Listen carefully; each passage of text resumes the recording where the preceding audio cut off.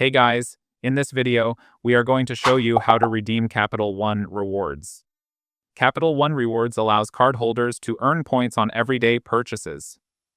These can be redeemed for travel, gift cards, statement credits, or shopping. Redeeming points is simple through the Capital One website or mobile app, where you can choose how you want to use your rewards. Points can often be combined for larger redemptions or used instantly for purchases depending on your card type. The process for redeeming credit card rewards varies by issuer and card, but you can typically get started by signing in to your account online or on your issuer's mobile app. If you want to redeem Capital One rewards, you need to follow some steps. First, open your browser and reach the Capital One website. Now, sign in to your account online or through the Capital One mobile app. After that, select your rewards card. Lastly, select View Reward to redeem Capital One rewards. Thank you guys so much for watching.